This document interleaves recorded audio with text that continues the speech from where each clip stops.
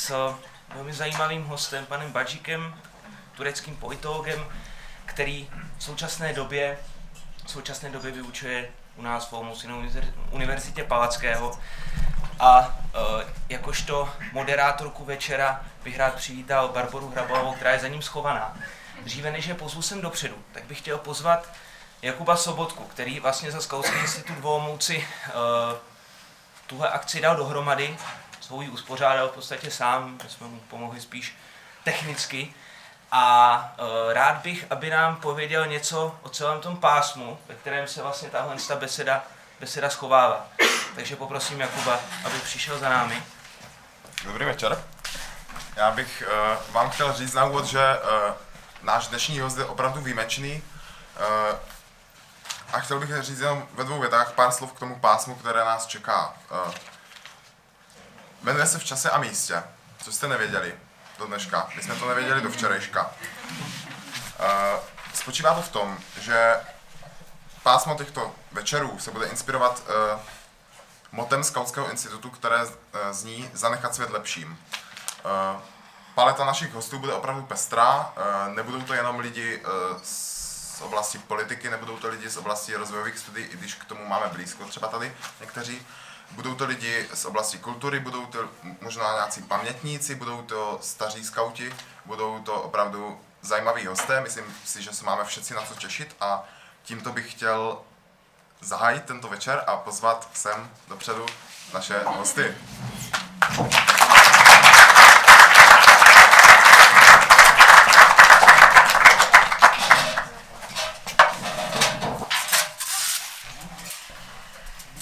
Okay, so even from me and from the two of us who will be in front today, good evening to all of you and welcome to talk with a indeed very interesting person.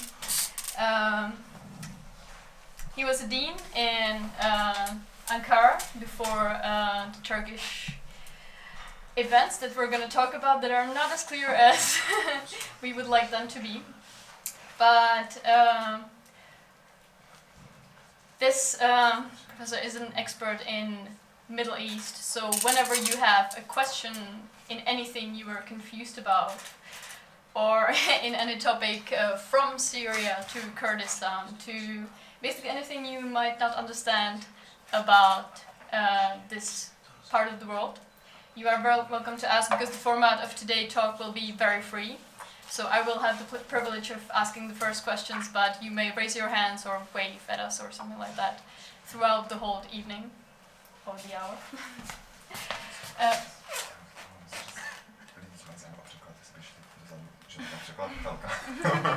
Já myslím, že to bylo řečeno. Je to někdo z vás, kdo má problém s angličtinou? Kdyby jo, tak vzadu je překladatelka, která se momentálně hlásí. A pokud byste měli zájem, tak můžete jít dozadu k ní a ona vám bude šeptem překládat. Okay. The objective of the talk today is the connection of Olomouc in the context of global events. The reason why we are talking about Middle East in this section about Olomouc is that Gokhan has been living here for almost a year, I think. It will be a year in December. Yes. Okay.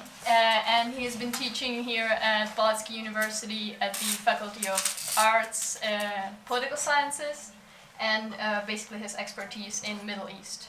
And you might find accounts of his political analysis and so on online, and I urge you to do so, to read his texts, and we might post some things on Facebook after this talk if you're interested. But rather than going to political analysis today, I would like to talk about, and we will talk about, because I will have the first question to ask, yeah, about his own experience with the change of Turkish regime, but also with living in another country, being maybe not politically wanted in one's own country. But first, before we get to the serious topics, I would like to ask you about your experience living here in Olomouci. Okay, thank you. Thanks a lot for this invitation. It's an honor for me. This is both easy and difficult question. Let me first focus on the positive aspect. To be honest, I have no idea about Olomouc before coming here.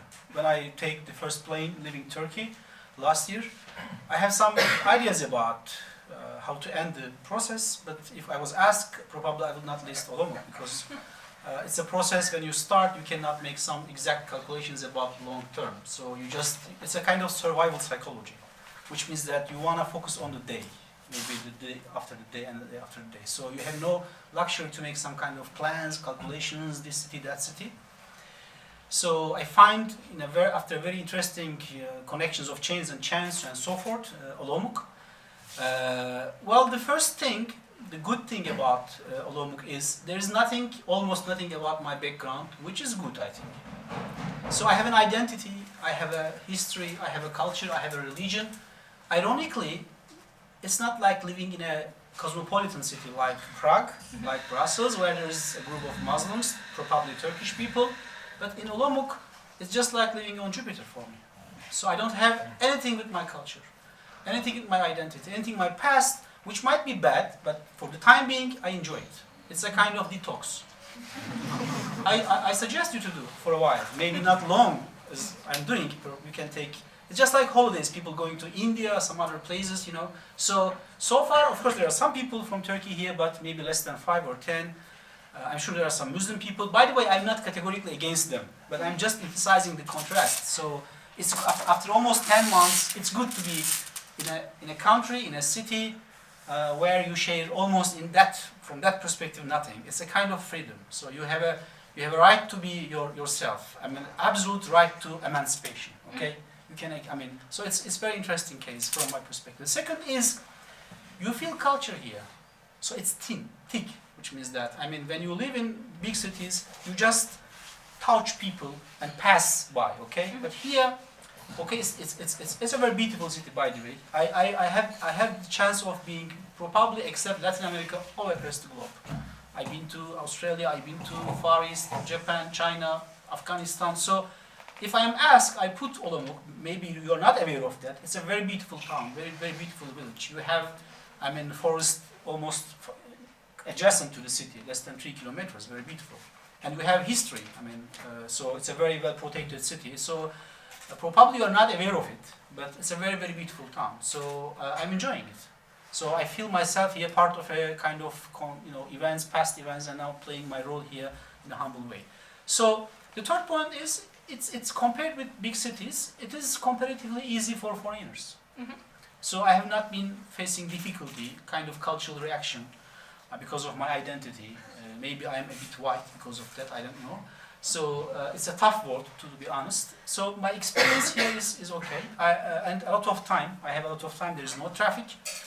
When it comes to university, I think university is doing a great job to pump international dynamic to Olomouc, which should be, credit a lot. And intellectual environment is great. There are a lot of great colleagues here. And I'm learning about Czech society, Czech politics. So to sum up, I think I could say that it is better than to make a kind of experiment as if than a cosmopolitan city. Mm-hmm. So it's unique. I don't think not so many people, academic people, happen to do this even in global world. Mm-hmm. I have a very small and annoying question, because you're talking about cultural detox, and the only thing that I can think about is, do you buy kebab when you're here? No. No, I don't. Okay. But this because I like kebab anyway, but I did a lot of kebab, so okay. Life is short. I should try some other brilliant examples of Czech cuisine. And do you have a favorite among Czech food? Well. I don't know their names. To be honest, Czech pronunciation is difficult. I'm ethnic Circassian, which means that my grandfathers came from Caucasia during the Ottoman-Russian War. So I speak local Caucasian languages, which are very difficult to speak. But even for me, Czech language is difficult to pronounce. This is very objective perspective, don't misunderstand, but when you first hear Czech, it doesn't sound even a kind of language. It's just like very strong musical stuff. So I know some words, Dobriden, but I need some time. By the way, I'm sure it's a very brilliant language, but it's a difficult language pronunciations. For example, there is a special r. Yeah, so Yeah. it's tough. So your life here is basically teaching and talking about political situation in your region, which is not very different from what you were doing in Turkey before the regime started tightening. Was your life pretty much the same before there was a political pressure? Well, of course there are many differences. Here I teach 3 courses at university. 2 of them are about Middle East, one is about Turkish politics. So from that perspective, this is the same thing, because this is my job, so no matter where I am, I should teach something about Middle East. This is the thing I can market, you know. So this is my good on my desk, that if you send me even Iceland, I'm going to sell something about Middle East. The good thing about Middle East is, though I am upset about what's happening in the region, it creates some problems, which makes up our job to tell about that stuff. But there are differences. I was a kind of public intellectual in Turkey, appearing on media. I was a bit busy. But here, of course, I mean, there are a lot of shifts, so I have much more time. So I try to spend my time to focus on writing a book. So I'm writing a book about, because of the institutional collapse, I mean, there are no more institutions in the region you should tackle, so I'm trying to understand the ideas that motivate people in the Middle East. So I'm writing a book on the ideational aspect of Middle Eastern politics, which might be interesting for my career. So the good thing about Olomouc is I have a lot of time. I mean, so that's better, because after a point you should make a kind of division of labor. Of course, in Turkey I was a dean. There are a lot of students, some other projects, some other stuff. So here, so I'm saving time from that perspective. But to a large extent, almost the same. I'm practicing, because social science is universal. I mean, there are some differences in approaches, but you practice Middle Eastern political science as you do in Turkey or in other country, as long as the country is not authoritarian. You cannot practice it in authoritarian country. And speaking of that, Yeah. when was the moment where you first realized that the situation in Turkey is shifting maybe from slightly more liberal Middle Eastern country to a regime as we know it now? When was the first time? I was born in a small village family, conservative family, so I was raised as a moderate religious. So in the beginning, I was a supporter of AKP, and maybe I told it, I did write articles defending Mr. Erdogan and his policies in early 2000 in prestigious journals such as Foreign Affairs in the US, so on and so forth. But I don't know why, you know, it's because of, you know, power causes corruption, it's because of hidden agenda. I mean, we need some time to explain why this shift takes place in Turkey, is taking place in Turkey, so I don't want to waste time on this point. But the first time, in 2010, I was in Gaziantep. I was preparing myself to spend some time in Syria. I was in Syria in the summer before the Arab uprising. So the last stable summer of Syria, I was in Damascus. And while I was preparing, I was watching TV. There was a debate in Turkey about a sculpture. There was a guy, sculptor, constructing a big statue close to the Armenian border. It was a huge one. The message is very clear. To erect a huge statue to give a positive message to Armenia. You know, there's ongoing problems between Turks and Armenians because of this happening of 1918, so on and so forth. And at that time, Prime Minister was Erdogan. Erdogan was Prime Minister, and he publicly criticized the guy in a humiliating way. And I was watching an interview with this guy. His name was Mehmet, as far as I remember. I couldn't remember exactly her surname. Quite famous sculptor. And he started crying. Turkey was never perfect democracy.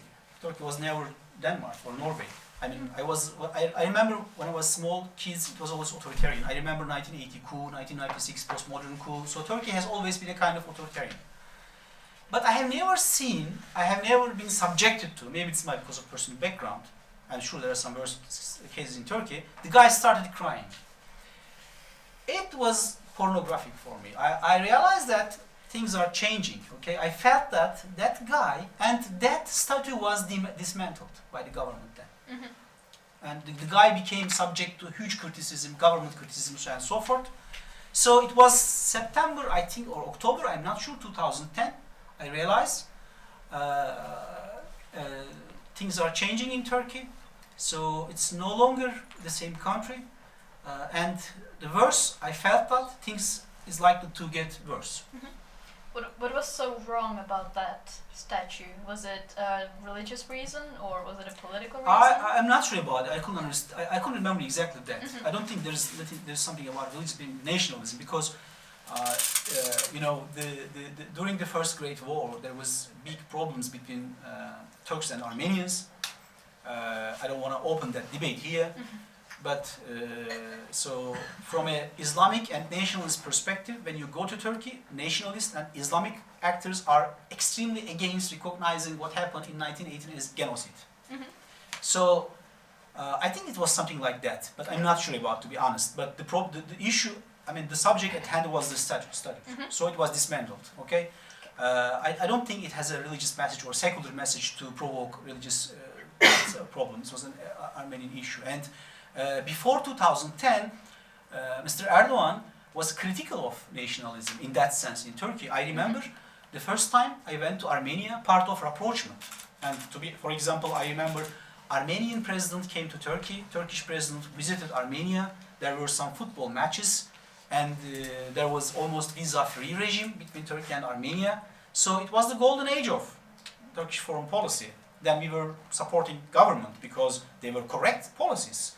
I told you, for example, when I was living in Syria, the motto of the spirit of that time was Shamgan, which means Schengen. Sham, Damascus. So Turkey and Syria and Arabs are creating a Schengen-like regime, visa regime.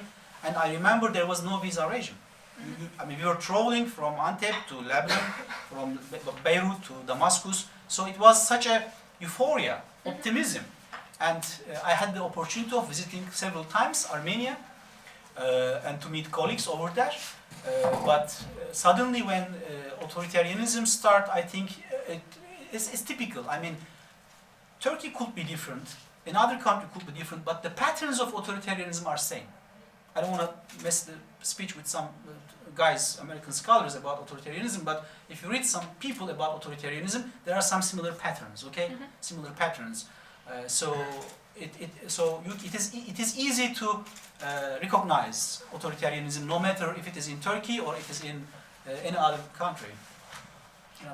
So how did you recognize that the regime was getting tighter in your own life, in the university, in your personal life? Yeah. I mean, it's not about. I mean, it was as of 2013. We were feeling everything. I mean, we start auto-censorship, for example. We are not trying to say. There is a famous TV program in Turkey, still I think on air. The journalist was Taha Akül. His son is my friend of mine. I was invited several times to the program, CNN Turk. So even before the program, there were some hoca. Let's try to be careful. Let's modest. I mean, you must be careful about the government. So when you feel that things are going bad, you care about yourself, your friends, your family, your institutions. Then you try to speak in a very polite way. Okay, in a very polite way. So there was always a kind of auto censorship in Turkish media, and. So there are a lot of signs, but the one fact specifically I remember, I did write some strong criticism about government's policy in Syria, and I think after one of them I received a phone call from Ankara. I have a friend working for Ministry of Foreign Affairs and politely warning me that it's better to be careful, not to be critical of many such things. So it was a very friendly call, but it creates a kind of field anxiety in you because it's as I said, for my generation, I'm sure before my generation there were worse situations in Turkey, but for my generation it was authoritarian. But the first time we are physically encountering authoritarianism. Well, colloquial wisdom says that it is good to experience, learning through experience. But I don't think in the case of authoritarianism, it's good to learn authoritarianism from books. So it was my generation's first time to touch on that. So we start to be careful on every issue. For example, I remember at İPEK University we organized a meeting in 2016 or 14 or 15. I'm not sure. It was 100 years after the First Great War. Mm-hmm. So we organized a huge meeting, academic meeting. We invite people from European universities, American universities. So we then ask, for example, some official people if they are happy with these guys, because there was a French guy who was supposed to speak on Kurdish problem. So we tried to harmonize ourselves, which failed. So obviously it failed. Actually, when we were talking about this topic before, I was stunned by how your stories about what's been happening in the last few years reminded me of my parents and grandparents talking about the communist era and the censorship in the media and basically not being able to express yourself in public. And it's fascinating how a completely different culture has so many similarities with our past, but how these things are very, very, very universal. That's the point. It's something about fear. I have thousands of students, at least 30, 50 students. I haven't received any mail. No mail. No one is asking. I'm not exaggerating. This is fear. I mean, you can't believe that all these people collapsed, corrupted people. Okay? So it's the case. For example, a couple of days ago, a friend of mine arrested, Şaban Kardeş. We are coming from the same PhD program. I know him very well. He's a very open-minded, very good guy. He devastated his career to defend Erdogan. He was arrested. He was detained. And I just checked if anyone from his university did tweet. No one. He is the head of a research center. Even the research center did not tweet.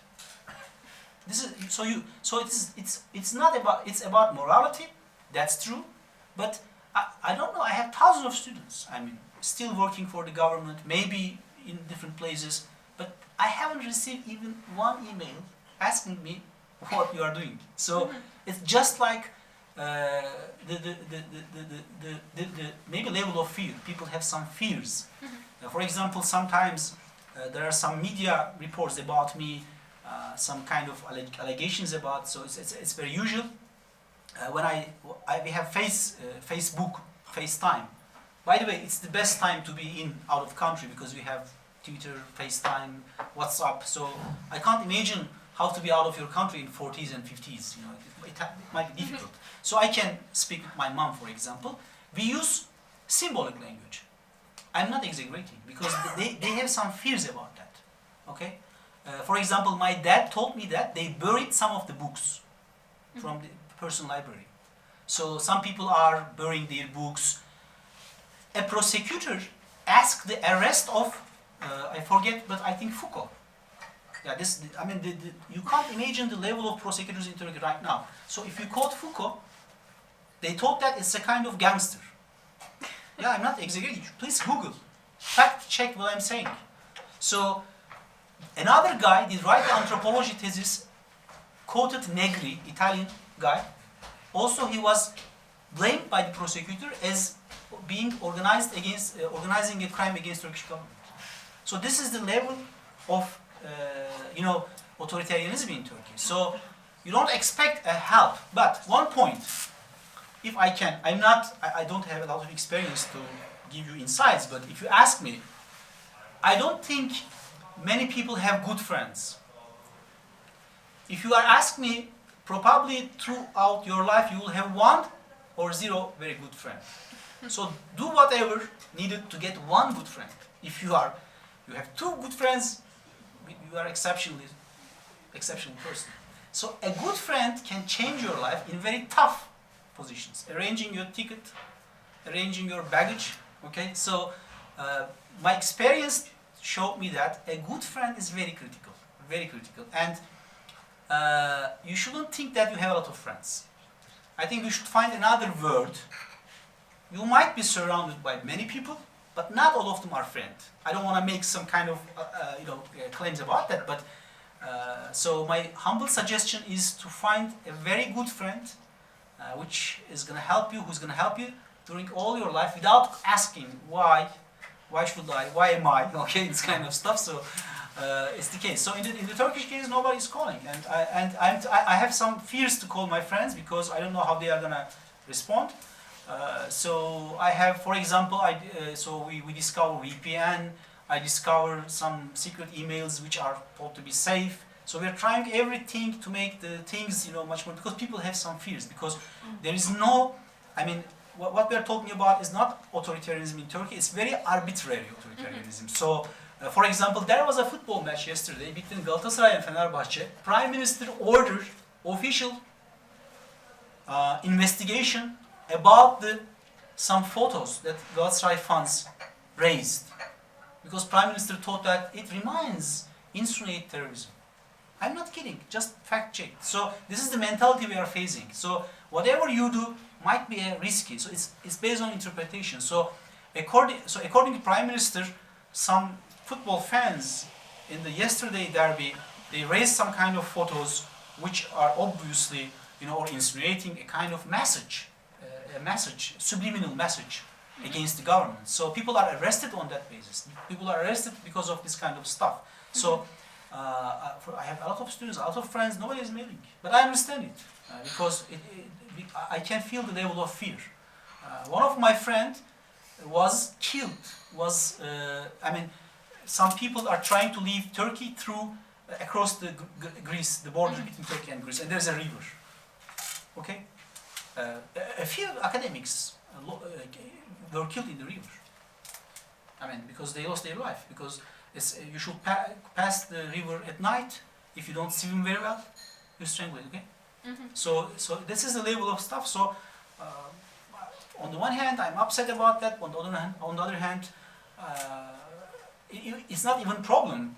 As I said, very pro-government academic was arrested, detained. Probably I don't want, but he's he's likely to be arrested. But even nobody is writing or saying anything about that.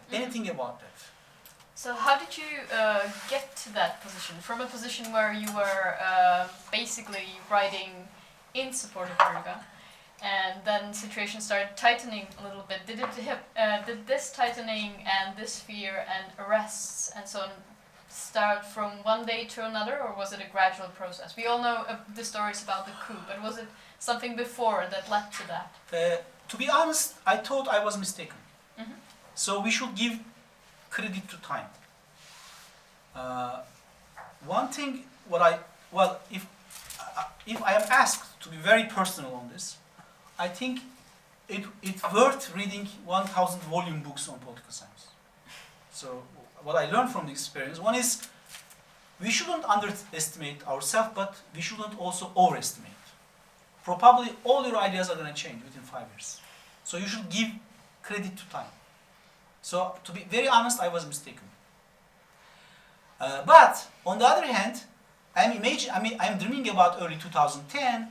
It was pro-AK, government was pro-European Union. It was supporting rapprochement with Syria. So I don't know what happened if I'm sent to back. Okay, so it's very tough. In developing societies, you don't have many options. There is a term in Arabic, ahwan al-shar, which means that the better of two worse alternatives. So you never ask. There are two pencils, but one is not, the other is bad. So you never have a chance to pick up among very perfect alternatives. The second is I'm a peripheral person. I was born in a small village. So I had the peripheral perspective in politics, which means that a kind of conservative, nationalist at that time, not 2010, I wasn't a nationalist as of 2000, but younger in high school. So I think I was mistaken. But on the other hand, comparatively speaking, Kemalism was horrible as of early 2010. So I think the problem of Turkish politics is it is stuck between such alternatives. So on the one hand we have this, on the other hand we have another. So, but back to your questions, it did not happen very quickly, but it's a gradual process, but in the Turkish case it happened very quick. I think as of late 2013, I remember Amnesty International, Human Rights Watch start talking on Turkey about authoritarian. So I remember also there was a New York Times column which describes Turkey, Leyla bin Habib, I think. She did write an article on Turkey saying that Turkey is on the verge of no return, point of no return, so it's authoritarian. And it's not about any group. For example, the third biggest party in Turkey is the Kurdish party. The leader is in prison. You can't imagine this in a democracy. The leader of the Kurdish party is elected member of Turkish parliament, is in prison, along with many other deputies from the same party. Okay, along with many other mayors from the same party. So it's a kind of authoritarian wave. I think what's happening in Turkey, there is a very strong state tradition in Turkey. It believes that it is time to restructure Turkey. So they don't care about who you are, what is your quality. Here's a very funny story, it's real. You know that one of the most difficult thing about medical operation is changing face. You know that? This way. One of the leading doctors in this sector is a Turkish citizen. He was fired. Yeah. So nobody cares about your... I think there are some people fired in university who are the few people in their area, not in Turkey. So the guy who is known globally for face transplantation also fired. I think he's in Germany, working in a kind of scholarship. So it's not about quality, it's not about ideology. So state, I think, is trying to making a kind of reorganization. To what? To bring back everything its original ideal. We're gonna see, we don't know to what. Yeah. Okay, so from 2013, so we have some kind of a timeline. It got a bit worse, but then we all, I think, remember the situation in 2016 that I don't think anybody is clear up until this day. So it was the coup in Turkey. What was that? Maybe the day, but what was that day from your perspective? Did you see it coming, or what happened from your perspective then? No, of course. I mean, I remember days before there was a tension in the country. We were feeling it. I mean, it was a day. It was a period. There were some. I remember terrorist attacks in big cities. But I remember on Friday, I was buying cheese. For example, I mean, I remember that exact day because if something happened, you start to remember everything exactly. Of course, I can't. I mean, I don't think some people like us who are not involved in such stuff had some ideas about that events. But on the other hand, I remember exactly that there was a tension in the country, serious tension, just like right now. I mean, there's a big tension in Turkey. You feel it. I mean, even if you don't understand Turkish, it doesn't matter. Just watch a Turkish news channel. You feel that tension. So then it happened. It's a failed coup or stage coup or unsuccessful coup. We need time to get first-hand data about that, and also we need some time to interpret it. What's its meaning? Okay.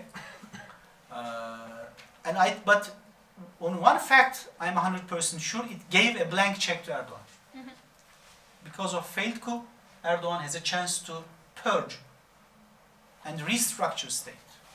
Okay, so thousands of people were purged, 40% of academia was purged, and Kurdish mayors were purged, for example, some other as well. Probably he's not attacking the secular group directly, but I guarantee he's gonna do it. There is no doubt, no doubt. 40% of academia. No, what I'm saying is, when you analyze Turkish politics, Erdogan is directly attacking, but not the Kemalist groups, secular groups, but within 3 years, if it goes like, I guarantee he's gonna do that. Yeah, I was just shocked about the whole number. For 30, I'm not sure, but thousands of people. I think it's around 9,000. I'm not sure, so probably at least 20, 30, 40, I'm not sure about that. So many people purged, and it's probably comparatively one of the worst situations in European history, maybe. I don't know what was the case in Nazi Germany, and the rest is just And you can check, there is a journal which publish a special issue on the state of academia in Turkey. It's a dramatic slowdown in Turkish publications. Very dramatic. Because if there is no freedom, there is no social science. I mean, how to write social science, how to emphasize. For example, once I tried to write an article about, I was asked to give a comparison between rentier state in Middle East and Central Asia. I'm not an expert on Central Asia, but I say I can compare, but I couldn't find any data about Turkmenistan. Why? Because people cannot write in their language about economic progress. It's authoritarian. So if there is no freedom, there is no social science. But it's not limited to social science. So I forget the name of the journal. One of key, I adore him very much, Umut Özkırımlı. He edited that specific issue of the journal, which covers the state of social scientific studies in Turkey.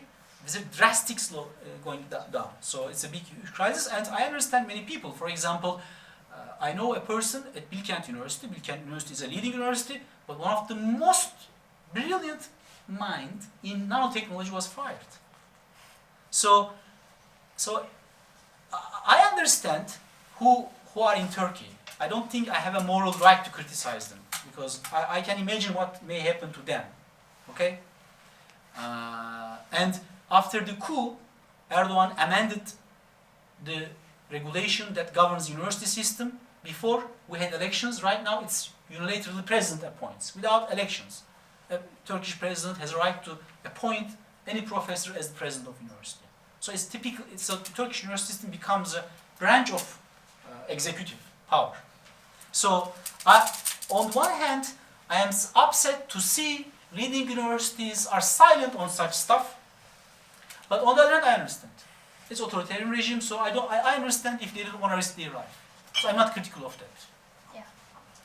So if 40% of academia, roughly, is gone, are the universities closed, or who is teaching? Yeah. No.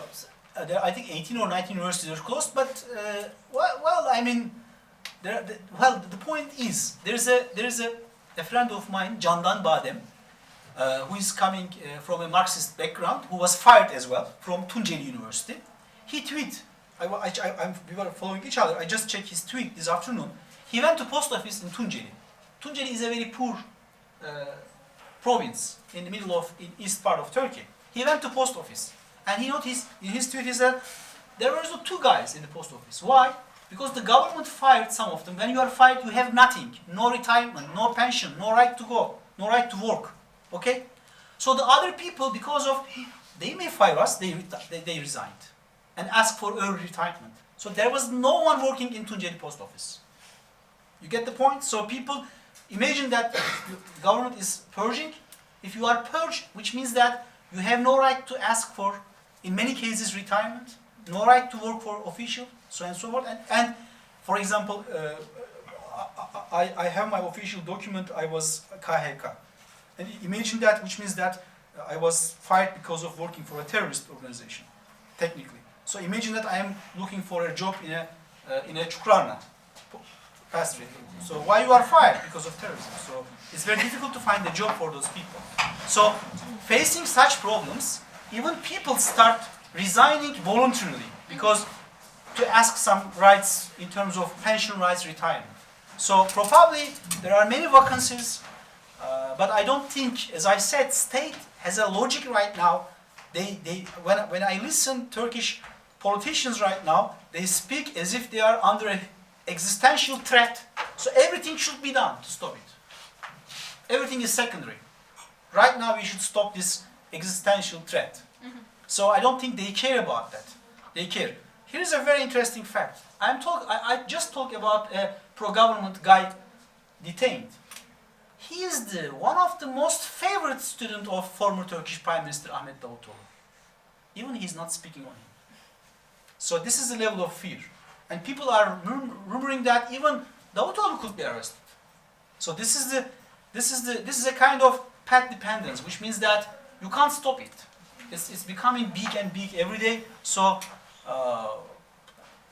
I don't think people care about that. I mean, the ruling elites care about this. Mm-hmm. Now I would like to get to the actual moment when you decided and attempted to leave the country as a terrorist, as a person who was known to the West but also had a troubled situation at home. Tell me, when did you decide to leave and what were the practicalities of that? I have a friend, journalist, Yavuz Baydar, liberal left background. He is living in, I think, I met him a couple of months ago in Brussels. He's writing for leading German newspapers. You can Google him, Yavuz Baydar. He told me, in case of coup, disappear. So I remember, so you should go disappear. So I quickly decided to leave, and I remember it was 18 July, after departure from Sabiha Gökçen, within 2 hours, the airport was completely closed down. So you don't, it's a survival instinct, if I may talk about that. Survival instinct, I am familiar with the survival instinct as a political scientist because we use it in Introduction to Political Science, and I am watching a good watcher of documentaries of national geography, biology, so on and so forth. So I'm familiar with this survival instinct. But survival is something gives you a very high level of energy. You try to find out shortcuts. It sharpens your mindset. This could be quite subjective explanations, but to be honest, that survival instinct, you start caring about your kids, your family, okay? And so it was just the following day, after the coup, yeah, Saturday afternoon. Yeah. So how did you leave when the... Well, at that time there was a chaotic situation in Turkey, so it was in that sense normal. But as I told, on 18th July, if I'm not wrong, Monday, just after departure, 2 hours later, the airport was closed down. So, But you managed to yeah, that's the case. So get there in time. Then from now on, for example, consuls are not cooperating with us.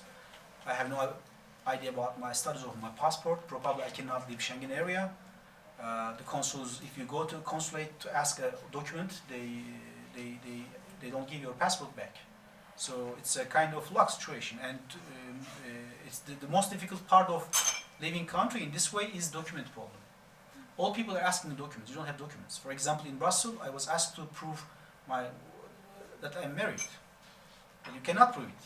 So it takes you discover some different stuff. On the one hand, it's a global world, but I remember my days teaching how the world was globalized, but I realized that it's not very much globalized world. Still, there are documentaries, for example. I start here, I discovered that my driving license is not valid here because it's old. So I had a driving course. It's very awful. You can't feel how it's psychologically. I mean, I'm driving since 2000, something like that. So I start from the very beginning. Or, for example, there are some documents about my daughter's transcripts about schools, but I can't offer them. So every time it's a documentary problem, you are sometimes going to court to ask a judge to sign a paper. Sometimes some official guys. So document is so if I am asked, for example, in Brussels, we live in a very small house, just like that. So that physical stuff is difficult, but more difficult is document problem. Because if you don't have document, you cannot move. You cannot prove yourself. You cannot ask some rights from institutions.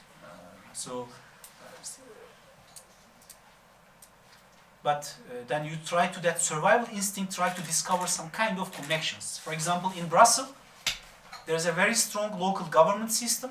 Maybe you are familiar with Belgium system. There are local, it's a kind of federalism. I find an Armenian guy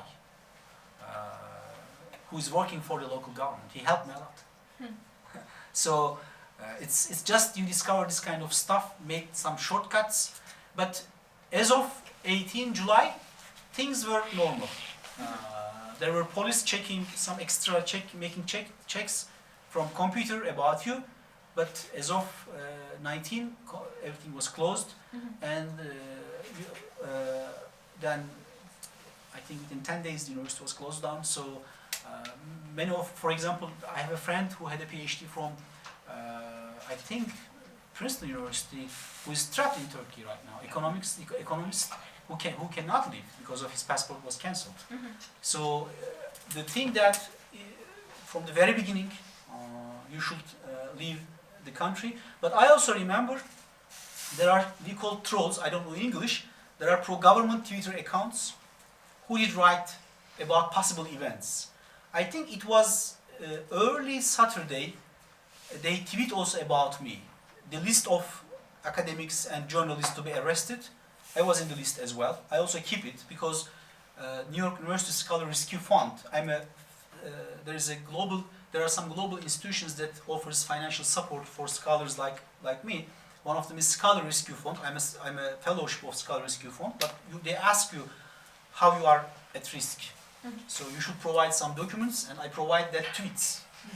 Because, I mean, and there's some other news coverage about that, some other details. So in a way they helped you by saying... That is the irony, that is true, yeah, because the point is, yeah, that is true. I mean, it's irony, that's true, a very important point, because on the one hand it is bad, but on the other hand they help you to prove that you are in risk, okay?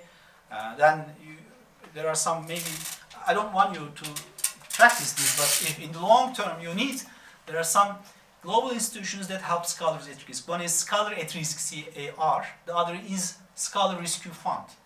These are international organizations that help global scholars who are going on through some risks. But it needs some kind of documentation, some stuff. So if you can document that you're under stress, some tweets, some newspapers, some stuff, or some documents, some papers. So yeah, they help a lot, that's true. That's true. I was always curious because when you think about, for example, refugees or people running away, you always picture them in a kind of book or film-like scene when they pack the stuff they want to take with them. And I was always thinking about what I would take in a situation like that. What did you take? What did you pack? The first point is you should have a scenario. And we had a one-way ticket, which means that normally custom officers ask you return. Otherwise, they can feel that you are coming to Europe not to leave. Okay? So you just take some basics. I mean, very short, nothing exceptional. The point is, when coup happened, some countries stopped flights. For example, US immediately stopped flights from Turkey because they know that many people are going to leave. It's not only me. One of my friends flew to Qatar, and he has an American visa. He tried to go to US through Qatar, but because he had a lot of luggage, they recognized him, and they didn't let him fly from Qatar. So in such cases, don't take a lot of things. Postal service is advanced, check postal service, so your family members can send it later. Sometimes it's difficult, okay, it's expensive, you can do it later. So just simple thing, but you should have a scenario. For example, we are going to Brussels we have relatives over there to participate their wedding, okay? So not a lot of things, a few things. For example, one small luggage for each person. If you give an impression that a lot of people, you can be stopped. And there are not many cases, especially from some European countries, America as well, that people were stopped because they have a lot of luggage. It gives an impression that you're coming not to go back. So a few things, I mean, just a few things, and you left everything behind. For example, I have a car in Turkey, I cannot sell it because I need a power of attorney, which means that I should assign someone to sell. But the problem is I cannot get a consular service, so I cannot sell it. The problem is, and the point is, my relatives in Turkey cannot pay its tax, so they cannot use it either. So it's waiting. And I remember there are some funny movies about such stories. The story of a car, which is brand new but old as well. So I understand the origin of such stories, such movies. Probably my car could be a topic of a story is over there because they cannot use that. Yeah.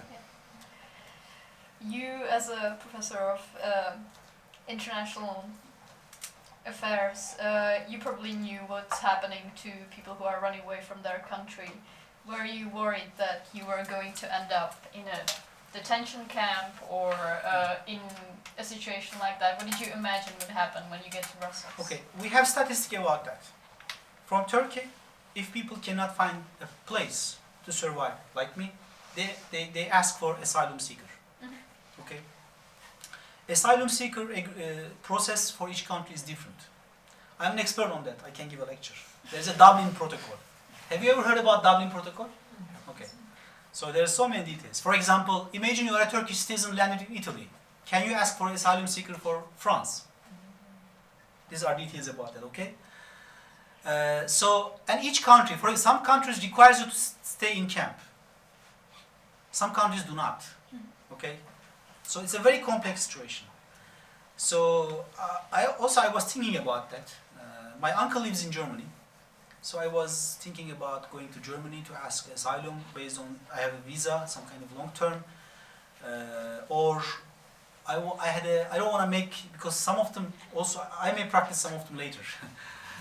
So for example, I was thinking about Iceland, for example. Mm-hmm. Comparatively easy to spend some times to go to Canada, for example, as well. So it's survival instinct is that your brain is working very fast in a very quick time. Mm-hmm. You evaluate everything that could happen and you pick up one of them. It helps. So, and for example, I start sending so many emails. I start making research about universities. Which universities had problems like me? For example, I find the mayor of Olomouci and president of Palackého making some declarations about multiculturalism, tolerance. So it's just like you become a machine, okay? You are checking, writing, finding, and you find some kind of short list and you start writing them, okay? I remember writing an email to the rector of Palackého University in Brussels. He responded me 20 hours later. Mm-hmm. And you must be quick. You have no chance to make some, it's not like job application. Okay, this is okay, let me try for that. So you need a very quick response. So that's the way. And of course, I do understand that case right now, because as I told in the beginning, it's very emotional process. For example, my dad is 81, and when my sisters bring him to hospital, they don't tell me. So I feel it. If they don't call me, there's a problem about my dad. And I never want, but in case, for example, I cannot visit them. So it's a kind of endless process. So, and a couple of weeks ago, my father-in-law was arrested. And it's a debate how to tell it to kids, for example. Shall we tell? Otherwise, it's a story. The second is you start to develop some negative feelings about your country. So how to manage it? Shall I hate my country? Shall I hate my people? And how I should approach my kids? Shall I keep them advising, love your country, your music, your flag? Okay, so it's very psychological points about that. Mm-hmm. For example, at home we make some decisions not to listen anything about Turkey for sometimes for 3 weeks. Mm-hmm. It may create some problems. For instance, my father-in-law is in prison. I think it's been more than 7 or 8 months. We have no idea about why, because still there is no prosecutor's report. We were told that he will be brought in front of a court within 2 or 3 months. But there are worse situations in Turkey. Turkey has become a country we are ashamed of talking about our problems. I'm comparatively very well. I'm giving this speech just to share my experience. There are some people, you can't believe this situation. I mean, some comparative cases. I send a presentation. Anyway, it's not important, no problem. But one of them is a panel. If I can open it, can we also use that here, Barbara? Can we? Okay. Yeah. So if I can show you, one of the professors, the last panel I part of in Turkey, is okay. Anyway, this is important. Go back. Okay, this is this is this Kafka. So this in story, the guy wake up as an insect. So you get up as a terrorist. Okay, if you go forward. Okay, go forward. Very short. Okay, here's my photo with Turkish president. So I was Gregor Samsa, not insect yet. Okay, go forward, please. Go forward. Go forward. Go forward. Go forward. Go, please go. This is from Afghanistan anyway. Go. Okay. In this photo, this is a very dramatic photo. This is my last scientific event in Turkey. Before leaving Turkey, I was not invited to any program in Turkey for 3 years because we were in the blacklist. This is the exception, Top University, in Ankara, almost pro-government university. I was invited because the project was funded by London School of Economics. And in this panel, the professor on the very left, İhsan Dağ, is in jail, and the prosecutor asked 3 times lifelong jail, 3 times. He's a very open-minded, very peaceful professor. And his criminal record is 0. So this is the situation. So, I mean, compared to those guys, I don't think I have a right to say that I am in a negative situation. So İhsan Dağ is unfortunately in prison. His properties are also confiscated. The prosecutor asked him lifelong jail. So this is a professor from Middle East Technical University who is known for liberal ideas. I'm a very peaceful professor. Mm-hmm. At this point, I think we've been going for an hour or so, so I would like to ask if there are any questions. Anybody? Yes? In the back? Good evening and thanks for being here. We have been working for many years with Turkish people, I wouldn't say with Turkish government, inviting groups in Italy and from Italy. And the situation is quite changing the last year, so we have groups more from, let's say, pro-regime, but we still believe that this intercultural exchange is the only way to open up a country. True. Let's say the point is that also we're sending people, we're receiving people. How are we sure that we're not just supporting the regime, but helping the population, if it's possible? I was at İPEK University. It was confiscated. Even my jacket was there. There's another professor sitting in my office. I don't find it's moral to invite such people. But I think we should keep interaction with students and other academia. So I'm categorically in favor of, that's a very good point. It's a great opportunity for Turkish people, Turkish students, going to other countries, spending to meeting other people. It's very logical. But the point, as you mentioned, the government is becoming very authoritarian, so I think they are putting so many pro-government people. I'm not in a position to suggest a policy, but you may find some polite ways to let those people that you are aware of the situation in Turkey, okay? And you are not happy. You are not happy what's going on in Turkey. There are some global values, there are some European values, okay? Because one point about Mr. Erdogan, if you go inside Erdogan's mindset, he has a fixed idea about Europe. He believes that Europe will be angry about his policies. Europe will be unhappy about his policies, but Europe will do nothing essential to stop him. He's thinking. So he knows that Europeans are angry, are criticizing, but they will do nothing to stop him in a very direct manner. So I think your contribution is critical. You may let them know that you are aware of the situation in Turkey, you are unhappy about that. But in any way, I think such interactions should continue. But if you have time, I suggest you to Google people. I don't suggest inviting some people from Turkey who have been part of criminal activities, such as confiscating others' offices. Okay? It may require time and might be difficult for you, but to some extent it might be a good strategy to let people who are coming from Turkey that you're not happy about that authoritarian trend in Turkey. Thanks. Any other questions? Yeah? Yes? You talked mostly about the past of Turkey, but what do you think will be the future of the country?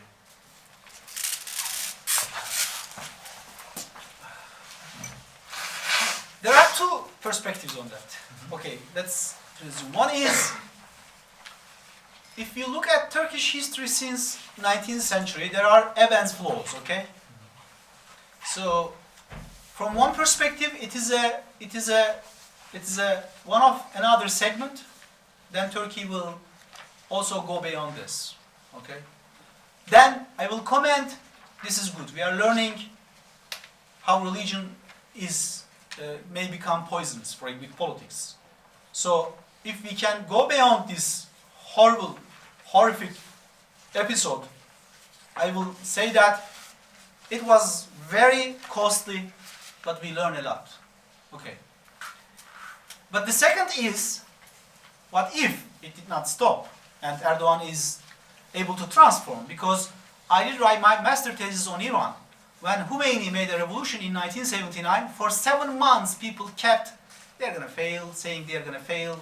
They cannot do that. Iran is a big country with secularism, with modernity.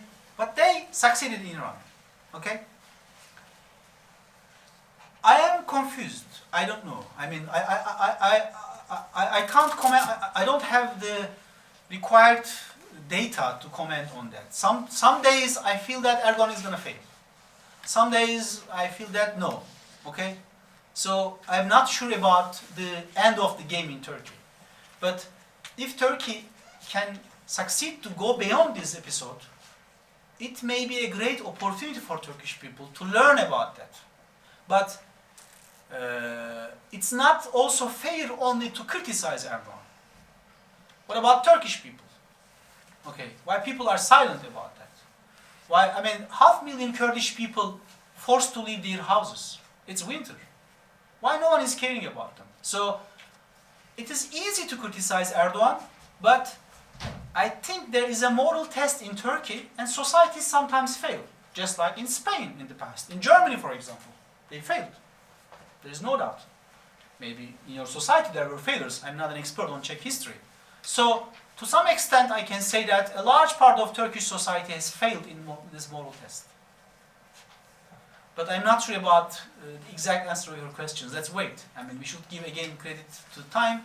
Probably we are going to learn it within 2 or 3 years. I don't hope and I don't wish Mr. Erdogan to transform Turkish society into a very authoritarian or totalitarian regime.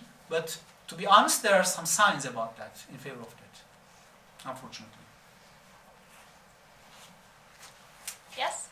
Given what you're describing about the educational system, what can we expect for the young people? What kind of role can they play in the future? In Turkey? Yes. The young people in Turkey, you mean? Yes. The young people now that cannot have access to certain... Well, the point is, Erdogan has a very strict Islamization agenda in education. If you follow carefully, you will notice that curriculums are being changed. There is no doubt there is an Islamization in that sense of education system, which is a big problem, which might be a big problem. We are dealing with Erdogan. It's not good to deal with generation of Erdogan. So time is very critical in Turkey. But on the other hand, in the last referendum, where Erdogan gets a mandate to amend the constitution in favor of a presidential system, young people did not say yes to him. So there is a serious resistance from young and urban, educated people. But this is authoritarianism. I mean, there are thousands of people who are in jail in Turkey. University students, academics, so... and it's very tough. It doesn't give any chance to people to resist, to even tweet. Okay? So, my expectation is, a typical expectations to young people to act in a strategic way, not to waste themselves, okay? Erdogan is a very good hunter. They should develop a very careful strategic way to challenge his regime. Otherwise, they can be easily hunted by him. Because there is no rule of law in Turkey. I mean, it takes a few minutes that you can end up your day in a prison. But there is a worrisome development that Islamization of education is really alarming in Turkey. Because Erdogan is well aware of a fact. He doesn't have man capacity, educated people, to make a regime change. So he's investing a lot in this transformation. Because he's lacking skilled and educated Islamist people, thinking just like himself. Can I ask, could students from Turkey get in trouble or in danger when they go, for example, for some exchange program in Europe? I don't. The point is, I don't think. Why? I mean, the problem is, but there is a growing Islamist nationalist feeling in Turkey that they should stop Erasmus. The new president of universities appointed by Erdogan are repeating this idea: why we need Europe? Because Turkey is in a bubble right now. You can't believe it. You can't believe it. I suggest you watch some documentary on North Korea. You know that people believe that their football team defeated Brazil. It's something like, if you speak Turkish, some people, why are you talking about, professor? Everything is perfect. I mean, we are defeating Europeans. We are superpower after 2 centuries. Okay, so even the newly appointed university professors in Turkey are critical of Erasmus-like stuff. But I don't think they are in trouble as long as they are not in part of a kind of meeting or they don't tweet. So I advise them to be careful. Okay, otherwise I don't think. I'm not sure they are monitoring all stuff. But if you have a Turkish student friend from Turkey, I think it's better for them to keep silent. As long as if they don't want trouble, but it's up to them. If they want to tweet, they can tweet. I'm not in a position to give a moral perspective to them. But if you're not tweeting against him, but there are so many people who are fighting Turkey because they tweeted against the government. Okay? Yeah.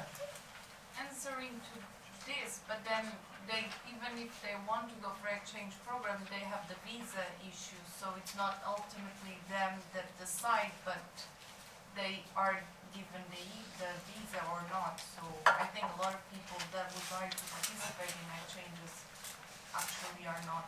Well, don't have the opportunity. that's to do well. so. And the people that do go are people maybe that fit in a certain. Well, principally, interaction is positive. It's good to have so many people from Turkey. It's good to see how European people are caring about their problems, how they are helpful. Because nationalism is creating, populism. I mean, at least you are learning. So it might be introduction to populism. I don't want it, but maybe within years you'll remind what I'm saying. I don't want that. So as I said, patterns are same everywhere. I mean, gravity is everywhere. Even if you are on Mars or here, there's a gravity. So it's good to have some Turkish students in Europe right now, okay? Because it's a kind of corridors to pump oxygen. So I strongly suggest, even personal, if you have friends with Turks, keep writing email, keep contact with those people. When it comes to risk, yeah, they should be careful. The third point is about visa. Recently, US freeze visa process. It's awful. Imagine you are a PhD student, went to Turkey, and you are out of visa, you cannot go back. It's awful. Or you are a businessman. There are some rumors, I'm not sure, that some European countries are slowed down in visa process. I don't know. There are some rumors on Twitter, I'm not sure about that. I don't want to give some false fact. But categorically, I don't think they are in trouble. I don't think. But if they, for example, the government doesn't obviously like protesting young people.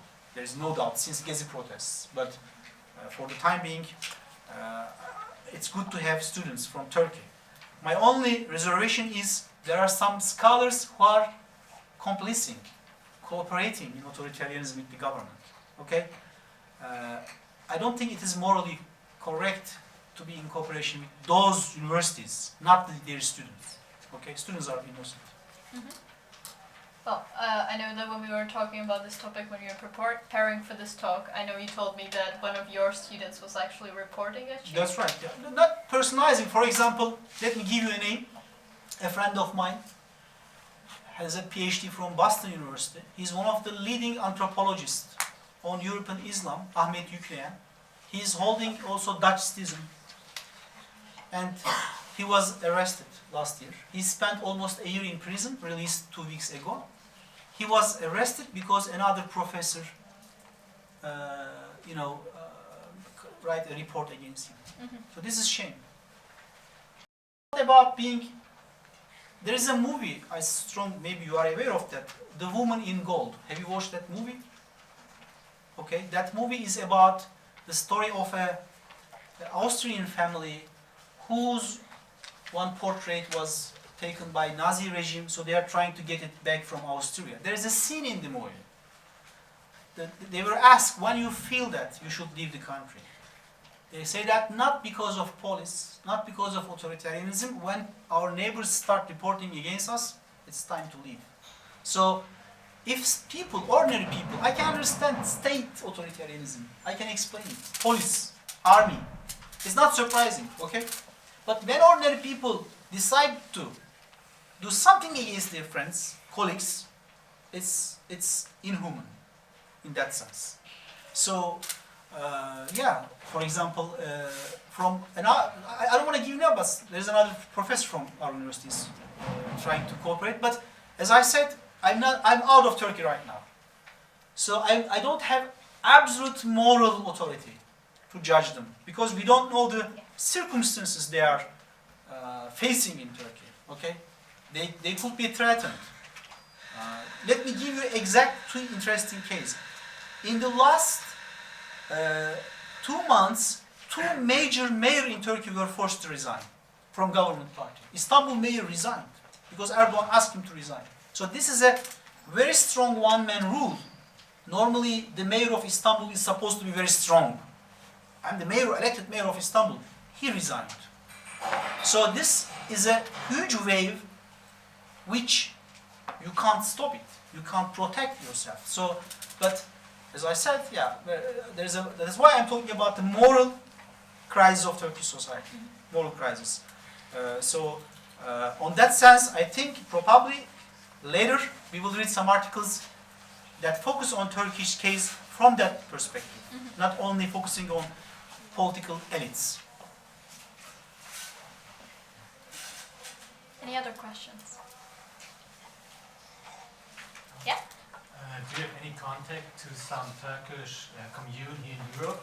Because so I'm from Germany, and in Germany it's a big problem that there's a big commune of Turkish, and most of the Turkish people are supporting Erdogan. So do you have any that is the point where I talk about why I'm happy in Olomouc. Yeah, because I don't have any contact. Okay, I don't want to try to get contact because some of educated people in Europe are not pro-Erdogan, but the other gastarbeiters, for example, most of them are pro-Erdogan. So it's not safe to be critical of Erdogan among them. Okay, so I don't want to develop a kind of contact with Turkish people. That might be another reason why I don't eat kebab here. Okay, it's a kind of blaming. Don't misunderstand that. So you're trying to protect yourself. Okay, because for example, I was in Vienna a couple of weeks ago. I was told that there is a Turkish market over there, but of course they don't know me. But if I met them, I don't talk about politics because, especially in Europe, Erdogan is able to create a very huge, political support consolidation. He's capable of using their, let's say, inferiority complex against European people.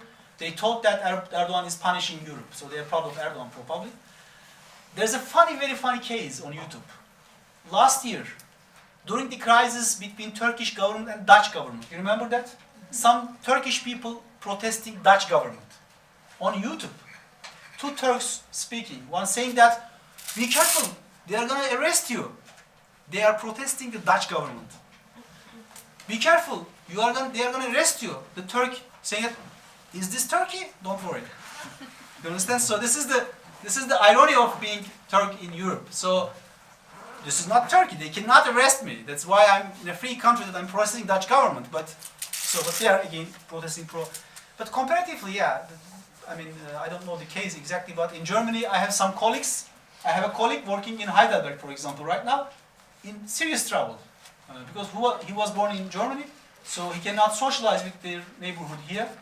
So he's trying to live apart from them. But hopefully we don't have a big, that way, Turkish community in Olomouc. Okay, other questions? Yes. I want to ask about some international organization operating in Turkey.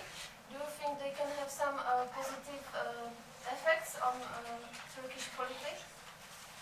Well, as far as I know, Amnesty International director was arrested. Yeah. And there are so many. So Turkish government is also arresting non-citizens. Yeah, they have. Yeah, well, the problem is, it's not a $1 million question how to help a country which is going through an authoritarian process. Okay, so you should. If you have a network, you should activate, at least increase their idea about Turkey. But as I said, the mindset in Turkey is very radical right now. They don't care about it. Okay, so it's a kind of mindset, we should do this whatever the cost. This mentality that rules Turkey right now. But I'm also following some international organizations trying to operate in Turkey, but very difficult for them to operate right now. As I said, not only Amnesty International, there are some other people working. Recently, a leading respected businessman was detained because who is known for his financial contribution to civil society organizations, and it was detained probably because most probably the government is going to declare him as a German agent, spy, something like that. So, because they had some projects with German civil society organizations. So I find them positive, but to be honest, Turkey is becoming very much authoritarian. So I don't think for them there is a huge area to maneuver. But on the other hand, for instance, there are some German, Austrian, and some other European countries who support financial opportunity to journalists. They're running alternative web newspapers, for example, YouTube channels, for example. So they are a good thing because we need some alternatives to present facts to Turkish people. So they are doing a great job in that sense. But to be honest, on the other hand, it's not very easy to work in Turkey. You know the case of Deniz Yücel, maybe our German friend, a journalist who is working for Deutsche Welle, I think. He's been arrested, I think it's been for 3 months or something like that, I'm not sure, yeah? Deniz Yücel? Yeah, so, and the case is very unusual, very undiplomatic. Erdogan publicly declares using them as a kind of part of his policy, okay? Bargaining process. He is not shy to say it, okay? I have your citizens.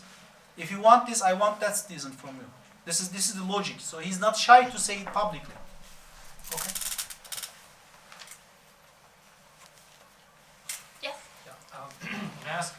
Many people says that the Putin in Russia wants to re-establish the glory and the influence of the Soviet Union. And as well, the Erdogan in the Turkey wants to re-establish the glory and the influence of the Ottoman Empire. What do you think about that? I'm sure, yeah. If you listen to Erdogan, if you know a bit Turkish, he presents himself as the leader of Muslim world, as the leader of Turkey. But it's a dream. It's not possible to establish it for many reasons. A million reasons, but two of them is one is it's beyond Turkey's capacity. Turkey doesn't have the material capacity, non-material capacity to persuade Arabs, Albanians, Macedonians, the other guys. I didn't think like the territory. I mean the politics and the influence. Okay. In terms of influence, I keep saying the same thing. I don't think. Erdogan's Turkey cannot produce soft power. It's impossible. Look. Iran. Iran is a million times better than in Turkey in that sense. I have never seen a young people in the Middle East who want to live in Tehran. Have you? I have never seen a young people. I have never seen a young people who wants to live in Tehran, who have some education in Tehran. So authoritarian regimes are weak in creating soft power. I don't think Erdogan will be able to do that. in my opinion, he's using it in domestic politics. The worst point, gentlemen, he is marketing and people are buying that. For example, some intellectuals sincerely believing that Turkey is going to take Mosul, northern Iraq back. Yeah? And there are some distinguished journalists commenting on TV channels. Okay? So I don't think Erdogan or any other Turk will be able to get such a power, but the interesting point, your question is important, he is successfully marketing it, okay? People buy it. People like this in developing societies. So when people told that Turkey is becoming second time Ottoman Empire, influencing people in Africa, they are proud of that. They are proud of that. So Erdogan is manipulating, I think, an obsession in Turkish mindset.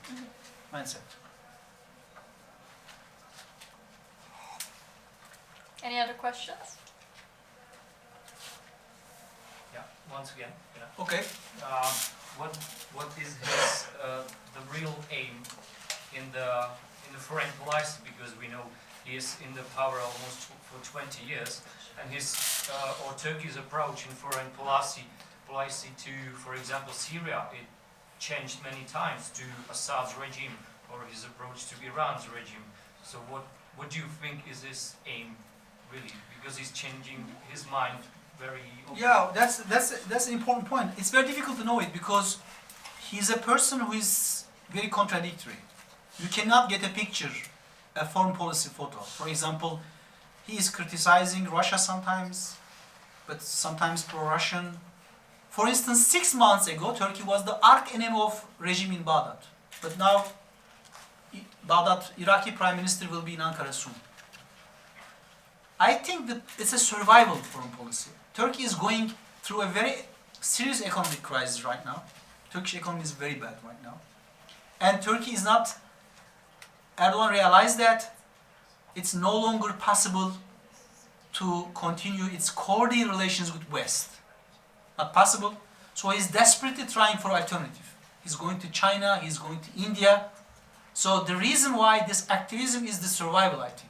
Erdogan is well aware of that. For example, look at Turkish relations with US. It's awful. US even doesn't sell the weapons that it gives free to Kurdish groups. They are NATO.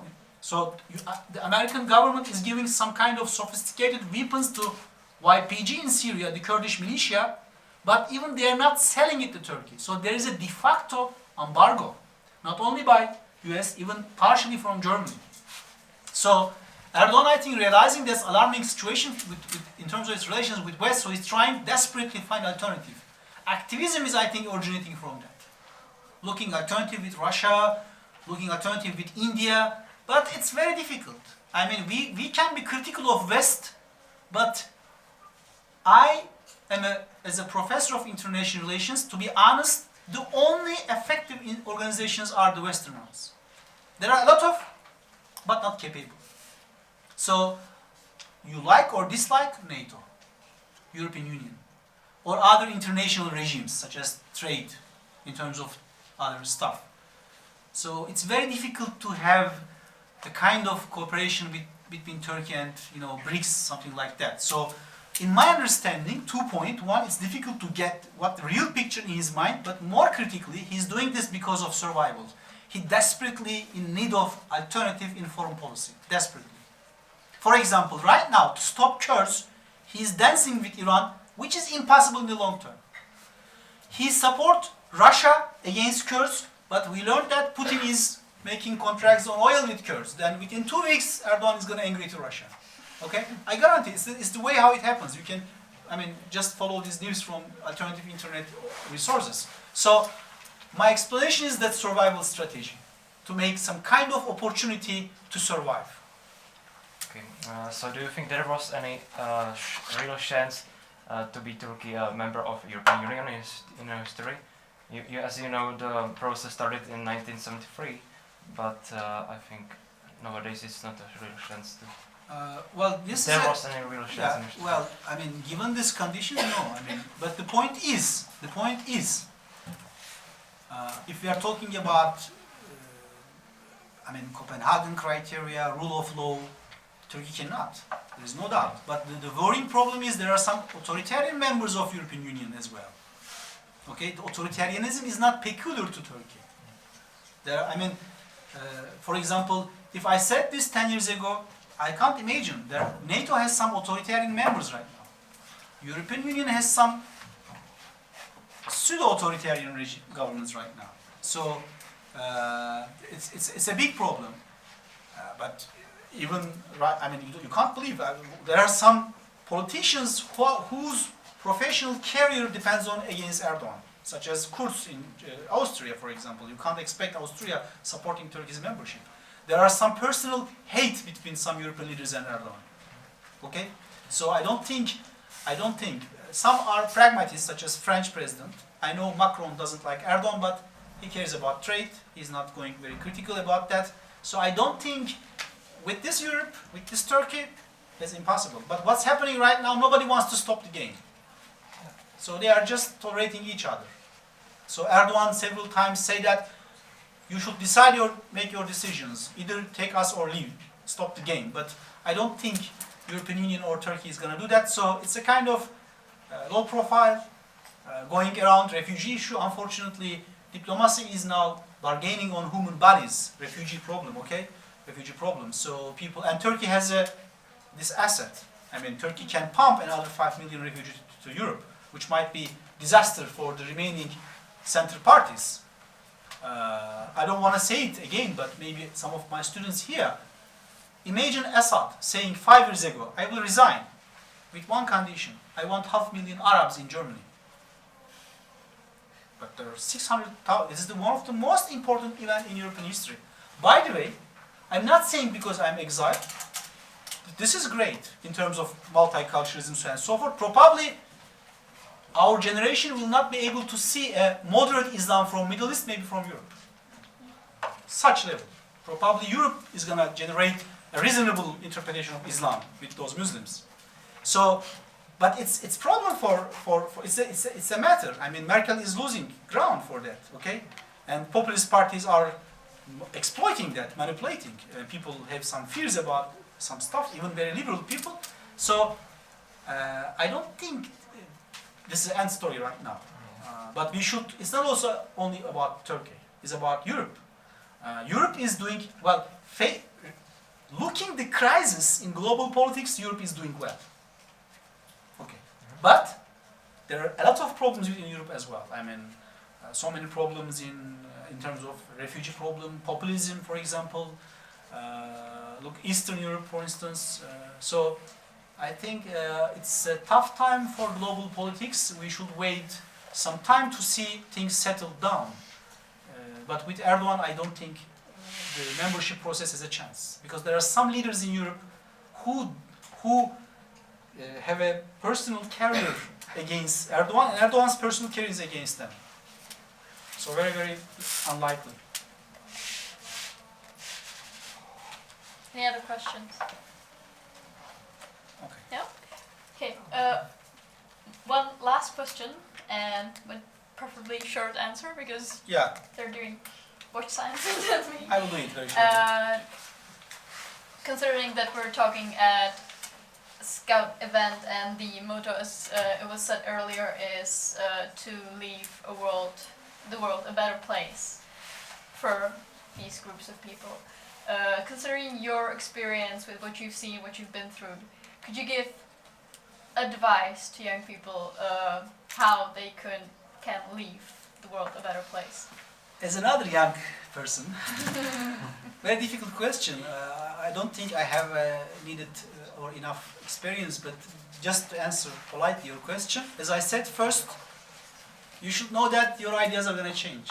So be ready for that. So try to imagine how you are going to change in the future, in my understanding. So try to imagine you have some ideas, political ideas right now, about life, about family, about politics, but probably 10 years later, everything, you're going to change your ideas. So try to imagine what kind of person you will be 10 years later. The second is, try to a personal connection with other cultures. I think it's very important.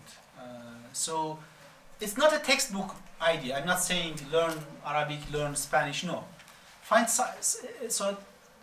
develop your personal way of dealing with other cultures, because our culture is our everything, but it's poison as well.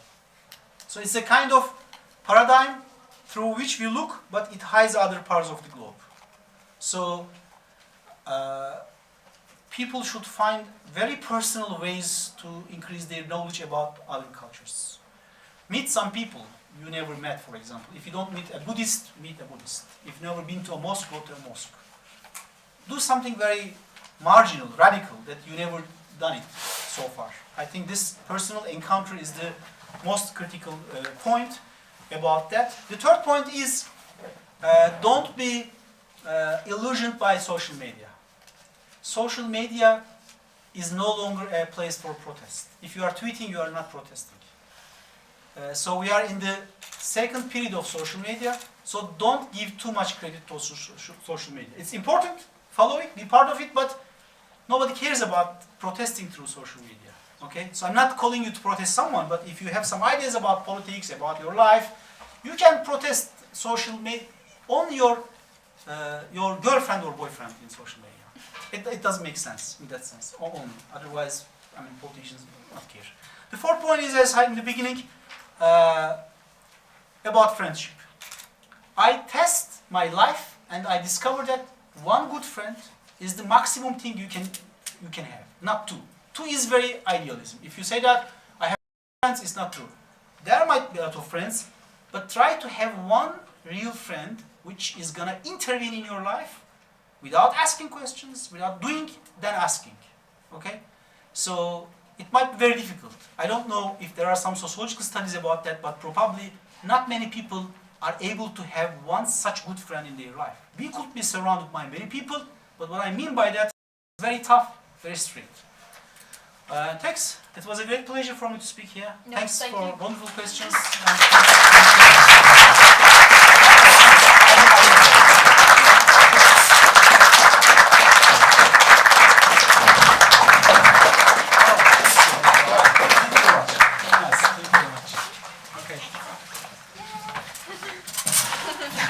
Vážení přátelé, já vám děkuji za pozornost. Chtěl bych ještě moc poděkovat našim hostům a nezbývá, než vás pozvat na 20.11.